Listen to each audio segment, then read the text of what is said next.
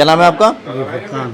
फुरकान जी, आपने एक सीटिंग ली है, आपको हल्का हल्का पेन था, इन्होंने बताया था कि मुझे हल्का हल्का पेन रहता जी है, जी जी। तो मैंने आपको एक सीटिंग दी है, तो आप क्या कहना चाहते हैं? नहीं, मुझे बड़ा आराम मिला मुझे। बड़ा आराम लगा। हाँ, और जो लोग इस दर्द को सहते सहते बड़ी बीमारी बना लेते हैं, वो गलत है। वो गलत है। जी तो हल्का फुल्का दर्द हो, कल हो, मैंने कह रहा हूँ जी, कल से हो, तो जी। उसको क्या करना चाहिए? नहीं, दिखाना चाहिए, दिखाना वहाँ पे चाहिए। आके। पैसा भी कम खर्चा और हाँ बिल्कुल। टाइम की भी टाइम भी बचत, बचत हो जाएगी। दोनों चीज़ की बचत होगी। जी। और जो लोग खींचे जाते हाँ, हैं, हाँ। ऑपरेशन की एक नौबत आ जाती है, तब जाकर हमारे पास आते हैं, तो उनके लिए ये आपको संदेश इसलिए वीडियो बनाई है मैंने, ताकि आपको कल से दर्द हो, फौरन हमारे पास आ जाओ। जी जी दर्द जी। को सहो नहीं, पेन किलर खा खा कर आप दर्द को बढ़ाओ नहीं। उससे तो